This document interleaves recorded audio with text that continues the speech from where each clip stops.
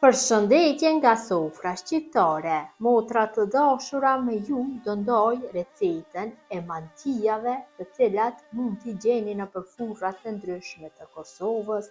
Mantija të cilat në brendësi kanë uthull, bëhen shumë të shkrefta, mund t'i bëni me çfarëdo mbushje, gjizë, spinaq, mish. Kësaj radhe unë e kam zgjedhur që ta bëj me gjizë. Besoj se kam ju pëlqyer receta, kur ta shihni video në vazhdim. Filloj me përgatitjen e mantijave. Përgatitja është shumë e thjeshtë, bëhen shumë shish me këto mantija.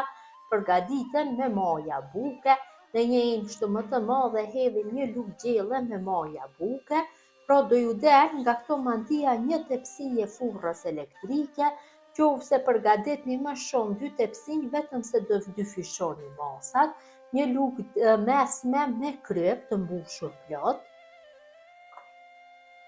një lugë gjelle me sheqer, një gotë me qumsh të vakët, gota 200 ml, një gotë me ujë të vakët, gjithashtu gota 200 ml, e përzim pak masën,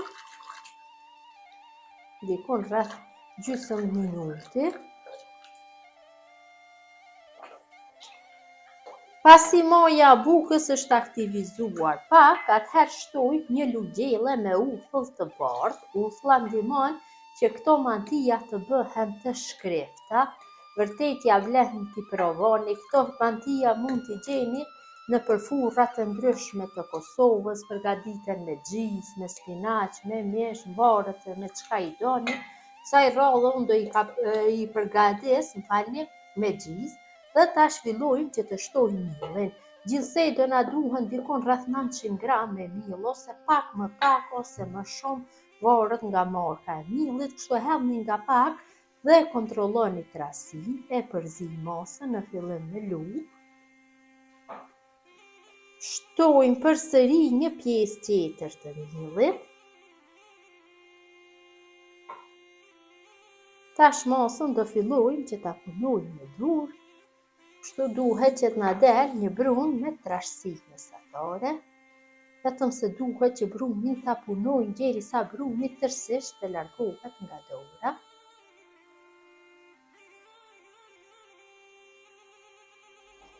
Kemi formuar brumin, siç e shihni na ka dalë një brum me trashësi mesatare.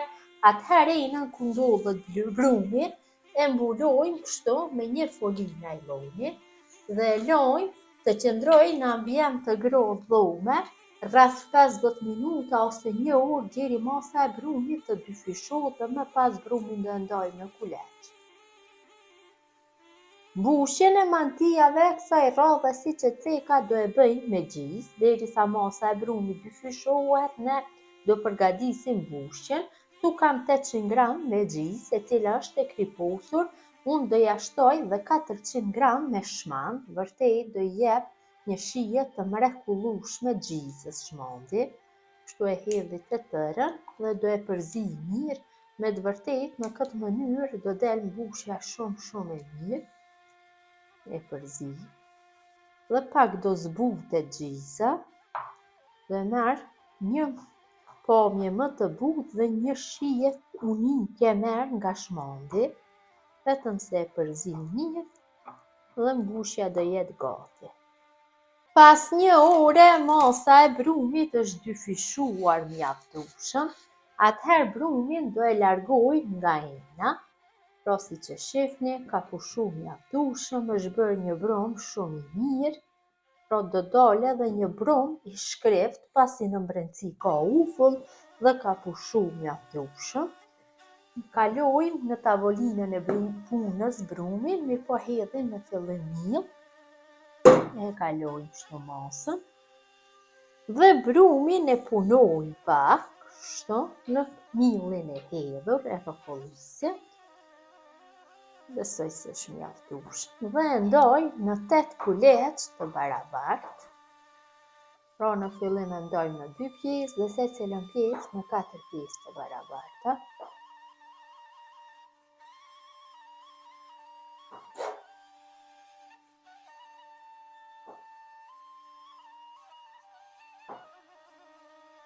Dhe secilës pjesë të brumit i japim formën e rrumbullakut, kështu duke rrokollisur në millin e hedhur në tavolinën e punës.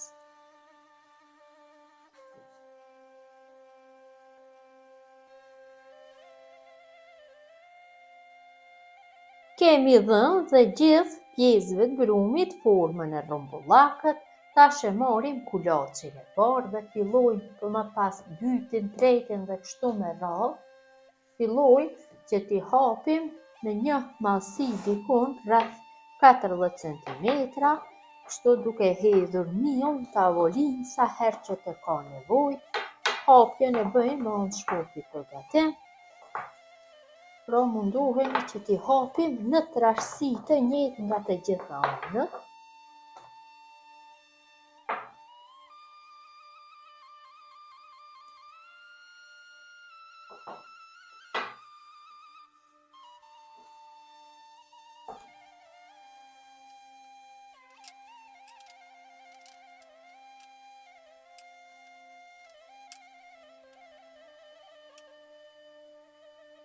Kemi hapur dhe petën në mallësinë e dëshiruar. Gjatë hapjes mundoheni që ta bëni në formë rrethore hapjen, do jetë më mirë.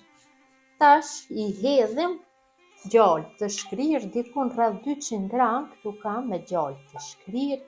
Tek secila petë shtoj dikun rreth 3 ose 4 lugë dhe bëjmë palosjen. Palosjen do e bëni në këtë mënyrë siç e bëj unë, ashtu veproni dhe ju.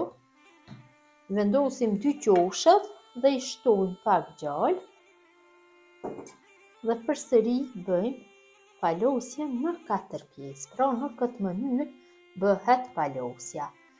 Pra kemi bërë hapjen dhe palosjen e kulaçit të parë. Në mënyrë të njëjtë do veprojmë me 8 kulaça tjerë, duke i hapë kështu me anë shkopit përgatim, duke i lyer më pas me gjallë, duke i palosur. Në mënyrë të njëjtë veprojmë me 8 kulaçe.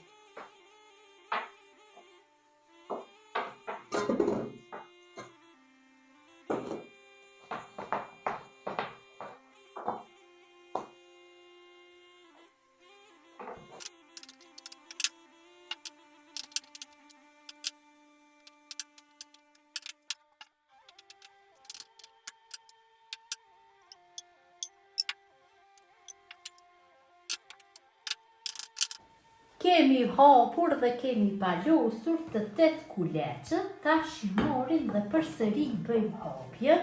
Pra i hapim në mënyrë të zgjatur, në formë të një drejtkëngshi. Mundohemi që t'i hapim në masi dikun rreth 40 cm, sa masia e tepsinjës. Pra duhet që t'i vendosim në një tepsi drejtkëngshe, në tepsien e shporetit elektrik, do jetë më e përshtatshme. Dhe i hapim në një gjërësi rreth 20 cm, kurse gjatësia duhet jetë 40 cm patjetër.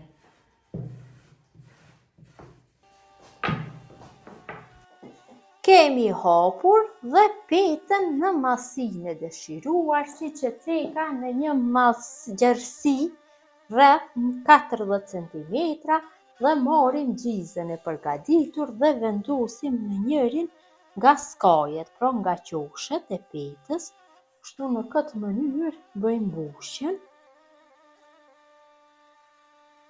Pra si që shifni, mbushjen mund t'ja bëni sipas dëshirës, mund të shtoni masat e gjizës nëse doni, por besoj se është mjaftueshëm. Dhe tash bëjmë rrokollisje, nuk ka nevojë që të hedhim vaj apo gjalp sepse ka mjaftueshëm, dhe bëjmë një rolle nga kjo petë.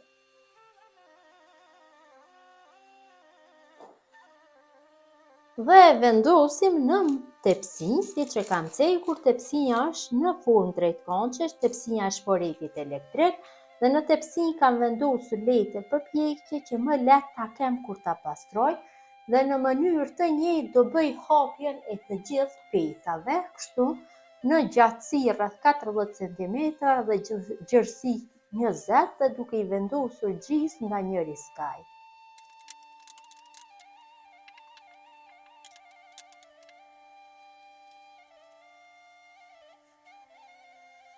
Kemi përfunduar me gjithë petat dhe vendosim rollën e fundit në tepsi. Pra si që ti shifni, ka ndalë shumë mirë. Tash fillojmë që të bëjmë prerjen. Pra bëjmë prerjen kështu të të gjithave për një herë. Kështu pastaj do kthehemi nga ana tjetër. Mundohemi t'ja japim masin gjithë mantijave të njëjta.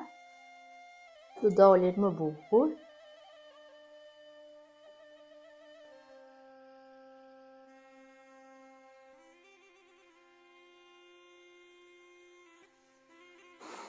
Kthehemi nga ana tjetër tepsinë dhe nga ana tjetër do bëjmë prerjen. Kështu, me këto vizat e para do përputemi.